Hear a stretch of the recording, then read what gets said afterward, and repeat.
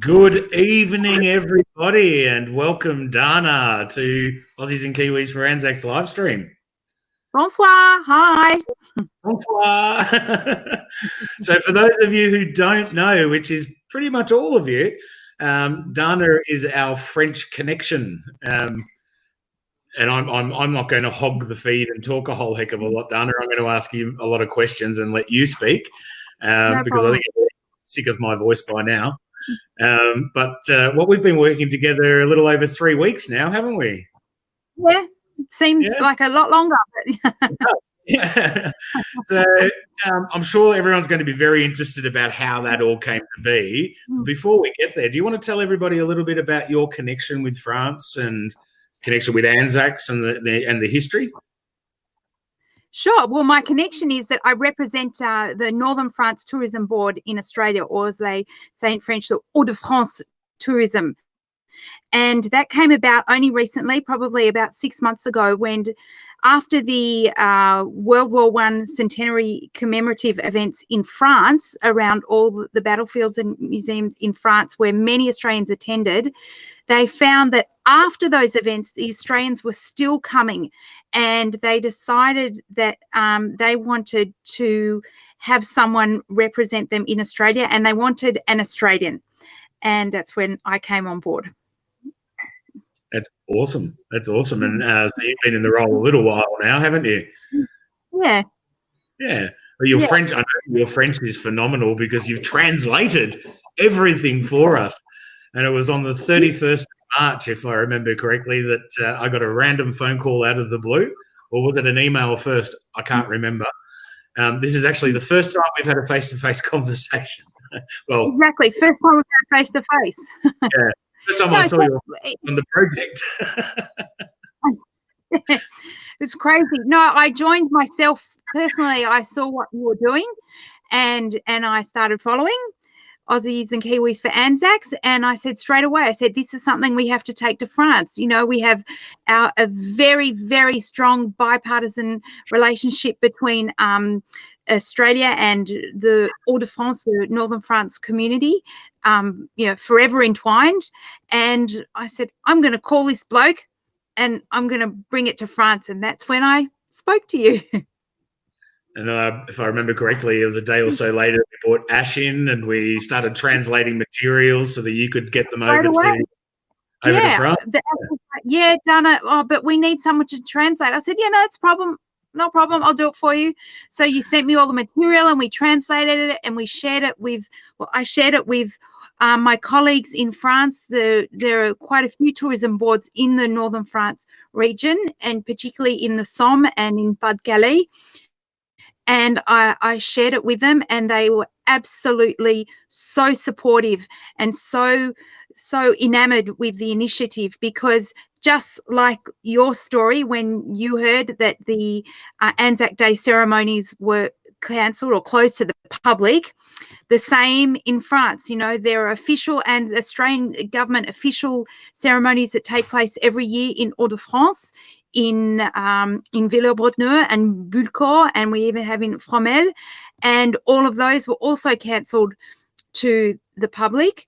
So when I said to them, you can still honour the ANZAC spirit and you can do it together with the Australians, and they just said, sign us up.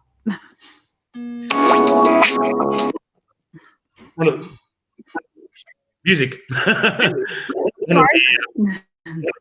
Suddenly there was music playing. One of the big learnings for me through this has been just how much of a global initiative ANZAC Day actually is. How many different places observe it. Canada, South Africa, little towns in America. I saw an amazing little YouTube journalism piece from I think it was 2014, where an Australian PTSD-affected Australian had gone missing and was found deceased in the bush in the dead of winter, in the forest, they call it. And that little town, believe it or not, for the last 5 years, has been doing driveway dawn services in his honour. Wow. I know. I didn't know that. Wow. Neither did I. I found it quite by accident. I think somebody actually may have sent it to me. I I reached out to them, but I haven't had a response. But I was going to try and invite them to join us. But we do have a number of expats in the States as well as US citizens that are observing, Vietnam veterans and so forth. Aren't you in something like 100 countries now, Justin? More than Facebook only gives us the top 100. We even have a research team in Antarctica. Would you believe? Yes, I heard. I thought that was fantastic. I was telling the French people that. They said, "What, in Antarctica?" I said, "Yes, yes." I've been doing some radio interviews in France, and they said, "Really, this is in over 100 countries," and they're just they're touched by it, and they think it's a wonderful, wonderful initiative. They're just like Australians. They're confined even more so than we are, believe it or not, but they will be there if they can in their driveways, if not at their doors, at their windows, and respecting and honoring the ANZAC spirit. I don't know, of course, Francois, this is a gentleman who I've met across your Facebook page, and he is a local Amiens-nois, a gentleman from Amiens, and he's, as you know, been posting all these stories, and it's his passion to go and visit these sites and learn about the soldiers who have fallen and learn about their families and their histories. And he said, yeah, I'm going to be there. I'm going to be out there, listening to the service and honouring the Australians. He said, I'm standing here today, they fought for my freedom. And this is the welcome that the Australians get when they come, particularly to this region, because the French are, they recognise that, the Anzacs paid the ultimate sacrifice for their freedom. And isn't it beautiful that recognition and that connection has continued for so long? It's not that it's continued, like you say. As we see more and more, we particularly saw it also a few years ago, I think, when the Gallipoli service just started, getting bigger and bigger and bigger, and it's the young people that are really so embracing it. Like I said, again, this young gentleman from Amiens, he doesn't necessarily have his own family that fought or that were part of it, but he recognises how deeply important it is and what the Anzacs did for them. Excuse me, darting my eye over into the corner, I heard my messenger go ding, so I just closed it down. I normally do that beforehand. Apologies. So Francois joined, well, I was going to say joined you, but it was all via Skype and so forth. He joined the project last. So excited. Yeah, he joined. Tuesday, Wednesday. Yeah, we all saw each other for the first time on the project. Like you say, it's very, very surreal. But he came onto the project and he told his story about his passion, and it's something that it's part of him. It's part of his, DNA now. Yeah. And I've said the same thing about Australia, that the ANZAC, the spirit of ANZAC is in our DNA. It's a part of our national identity. And as I was saying before, I've realised how much of an identity that is for others outside of Australia and New Zealand as well. And to be fair, and we have to give credit to the French communities. Before I brought this to them on, I guess you could call it on a larger scale, some of the smaller communities had already recognised, like the Val de Somme, which is right near where Villers-Bretonneux is, the Australian National Memorial. They said, okay, no Anzac Day, we're going to put Aussie flags, we're going to put koalas, we're going to put drawings from kids from the local Victoria school in our windows for the month of April. They've been doing that for the month of April. Oh, that's terrific. And we've seen some of that photos and Australian flags everywhere, all over France. That's brilliant. We've seen some of that shared on the page as well. Like I think probably starting in that first couple of days of April, and increasingingly so over the last week, we've seen quite a lot of contribution from France. It's quite beautiful. It's a wonderful thing. It's heartwarming. It really is. It's so special. And the French people are like, if we can't be together, this is a way of doing it together but apart. And then hopefully maybe next year we can be together with them in France. Who knows? Well, that'd be cool, wouldn't it? So we've designed the app. As a result of that, we designed the app in such a way that If you're in Australia, you get the ABC radio stream from the National War Memorial there. Yep. If you're in New Zealand, you get Radio New Zealand's equivalent of that service. Okay. Outside of Australia or New Zealand, there's an embedded audio file that at 6 o'clock will start playing the Ode at 6 o'clock in their local time. The Ode, the last Ode, that moment of silence, a minute or so of silence, reveille, and then we have to exclude the national anthem because there's 100 countries. I mean, that's a big audio file. Yeah. That's a series of big audio files. So I would love to think that at the end of that, the conclusion of that service, they're going to sing the national anthem of France themselves. It would be very, very special indeed. You know, Wouldn't it be and it's something the French, the Australians, and when you speak to Australians who have been there and who know Australians who are going to go, like, oh, they're so kind, they're so welcoming, they want to take us and show us all the stories of their family and how the soldiers, you know, what they did for their family, and something that it's growing more and more, the recognition and the understanding of how important it is for the link between the two communities. We've seen the same thing happening as a result of the group as well.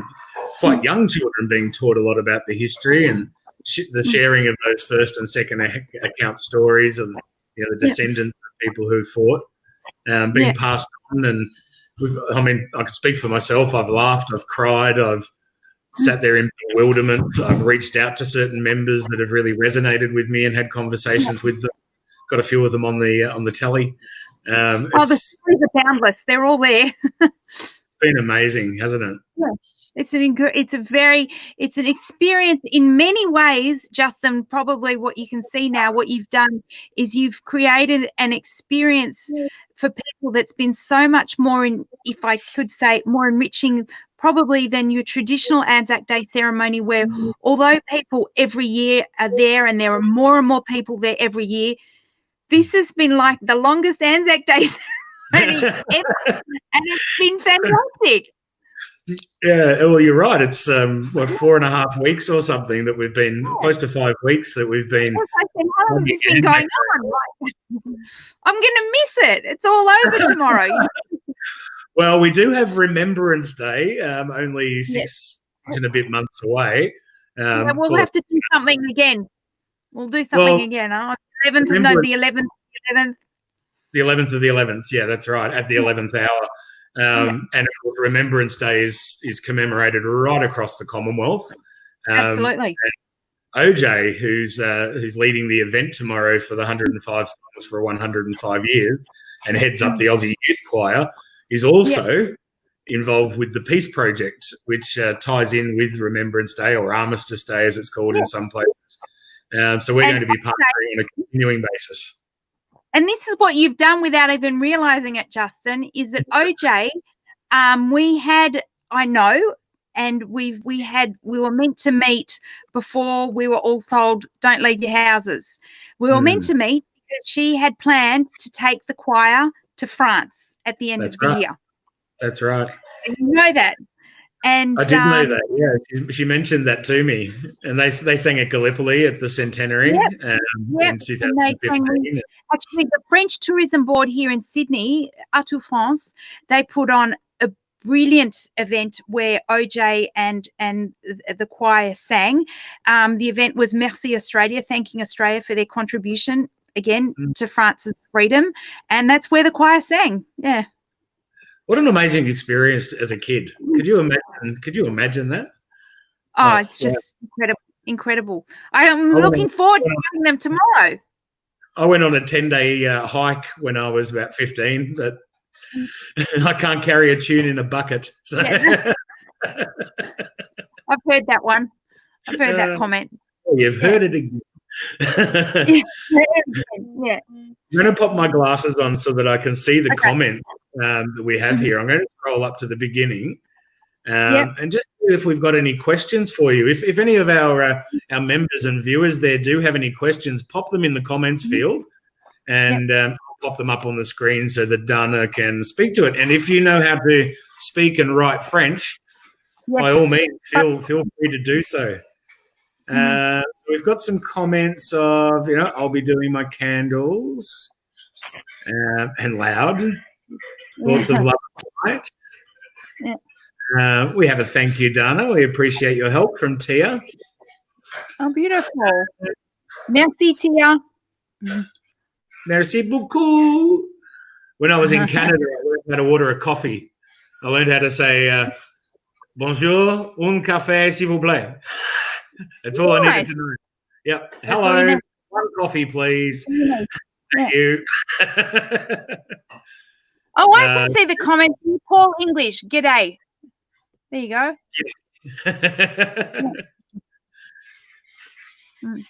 Simply amazing. There we go. So the French people when it comes to ANZAC Day. It's true. They are. They just overwhelming. I have to say. Here's a question for us. Can we have a link to the business that you work for? Because they'd like to know more. Courtney would like to know more. So do you know that off the top of your head? Yes, but it's quite long. So why don't we send something? It's called Hauts De France Tourism. There you go. Hauts De France. So that's www. And it's going to be long, is it? I'm going to write down Courtney's name so we can send it directly to her. And after the live stream, if you would be so kind as to jump into the comments and pop the URL in there as well. Yeah. Now, Paul English here. Here we go. Either knows some French or has a really good reaction to Google Translate. I'm not sure which. No, it's beautiful. That's beautiful. We will remember them. Nous nous souviendrons. Yeah. Oh, you want? I've said it. There you go. Sammy loved reading all of the stories. Never forgotten. Leanne or Leanne. I'm sorry if I'm angling people's names. Absolutely beautiful. The hospitality of the French is truly admiration and love of France. So special.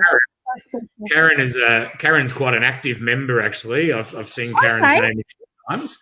And she comes onto quite a number of the streams and is always really interactive. So I try not to miss Karen when she's in there. What is the best way to get to France for ANZAC celebrations? She'd really like to go one day. Wow. Okay. Well, we have so many specialist tour operators. When I say specialists, that are in our region, who do very special tours for what's called the Australian Remembrance Trail. So whether it's the Sir John Monash Centre or some of the smaller sites or some of the larger cemeteries, which is not just the Australians, but all the Commonwealth ones, whether it's the Canadians or the British. And probably the best known one in Australia is Matt McLaughlin Tours, who I did a podcast with this week and spoke about.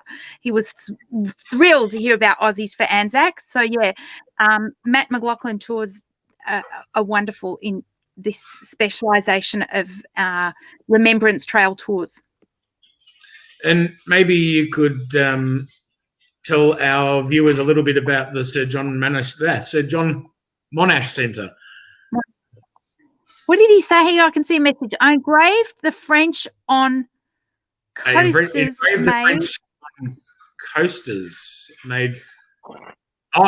engraved the French language on like bar coasters, like drink coasters. Yeah, mate.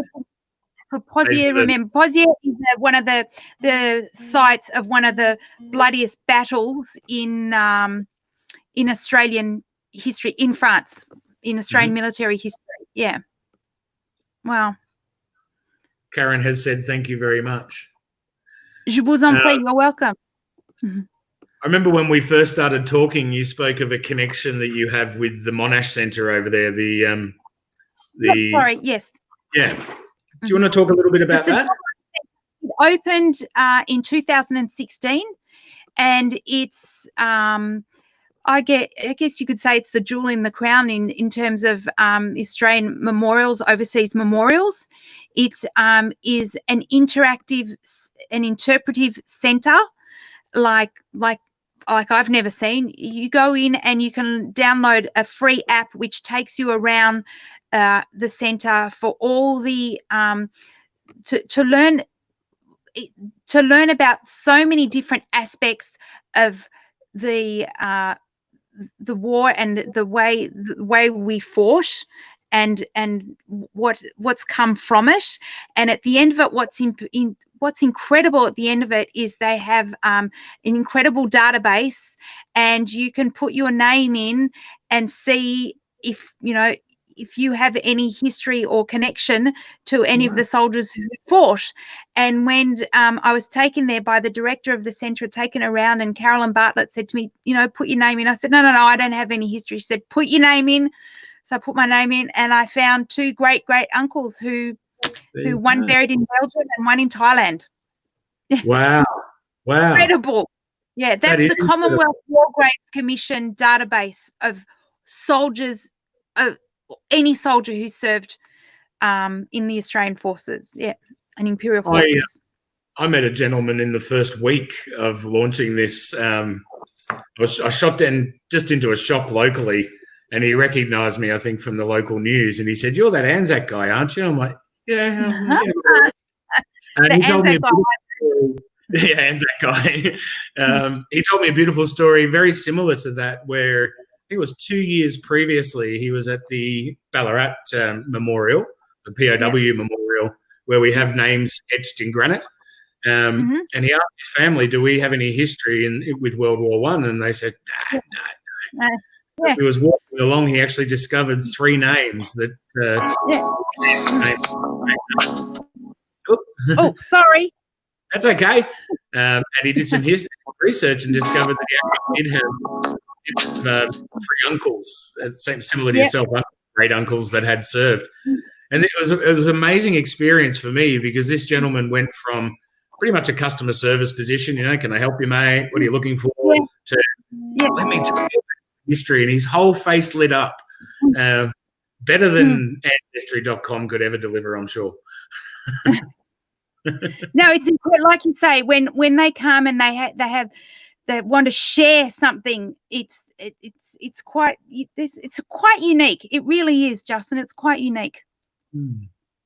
Well, why bother going and seeing the Eiffel Tower when you can go and see something that's just so phenomenal and could actually be a part of your own personal heritage? You know what I say? Do both. I'll see the Eiffel Tower as well, but typically when you think of France, you think of Paris, and you think of the all of the things that we see on movies and TV, don't you? Yeah. Well, that's when they brought me on board, because this is the first time a French tourism board has had a local representative in Australia, and that they wanted an Australian. And they said, and I thought, oh, maybe it's from the south of France. And they said, no, it's northern France. It's, the Australians there, the welcome and the connection, and it's quite, you cannot describe how beautiful it is. And that's obviously why more and more people are going, because it's something very, very special. Well, it's something I'd really like to go and see when we're allowed to travel at some point in the future. Yeah, definitely. Yeah. We are coming close to that half-hour mark, and I try my best to keep these as close to a half hour as possible. Yeah. But I would personally love to know, and I'm sure that there's others out there that would love to know, what is your personal connection with France? I mean, you speak the language beautifully. Did you live there? Did you grow up there? Like, your personal connection? No. Can we say Bogan?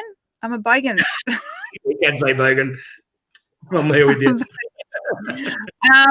I'm very Australian, and just did 6 weeks of French in year 7, and thought, well, that's enough, because when am I ever going to learn, need to speak French? And then after university, started working for a French hotel group, and no one wanted to speak English. And I thought, okay, well, if you don't want to speak English, I'll learn French. So I learned French, and that's where I met my husband, and we have 2 children, and they're at a French school. So we're quite French here. Is your husband French? Yes, but he's from the south of France. Nice. Wow. 6 weeks of French in year 7, and you speak it that fluently. What was I doing? Chasing girls.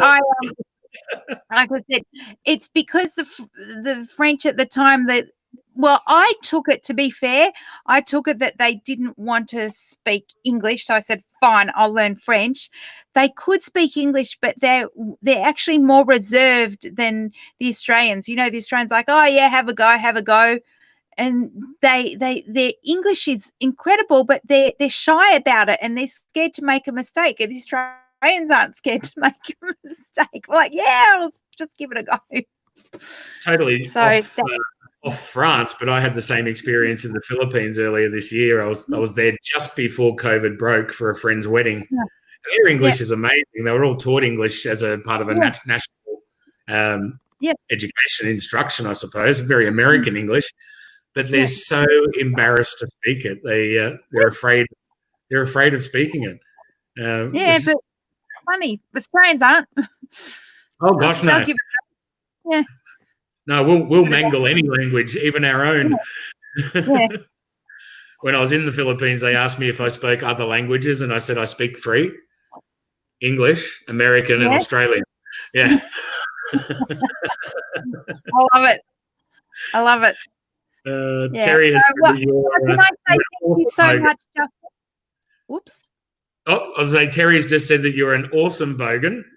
Karen said that she's never been called that before. And we have an anonymous Facebook user. You need to enable the app to put your profile there, saying that we've both done, we've all done, because it's not just you and I. There's a team of people collaborating on this. We've all done an amazing job. And I reckon that's what I would want to say. I'm putting it out there. You've done an amazing job. And like I said to you on the phone, Justin for president. Well, I am a dual citizen and Trump's not that popular. So. Okay, well, you've got a chance. Except immigration's off the cards at the moment, so. I'm an American citizen. Yeah. I'm a dual US Australian, so I can't travel. But immigration's not a problem. Well, how would Trump like to hear that? Then a dual citizen has just put out the biggest ANZAC Day Australia has ever seen. Trump wouldn't care. There's no money in it. We get monetized, so he wouldn't care. And on that note, before we get too caught up in the politics of things, we better leave it there. On our outro video. Thank you so much for joining us, Dana, and I do look forward to one day physically meeting you face to face. The physical way. Say hello, shake hands, kiss, 2 kisses like the French. That's the one, and a bottle of wine and a baguette. Yeah. And some cheese. Of course. And fromage. And voilà, fromage. Merci, au revoir. Merci, au revoir. Bye now. Ciao. Bye.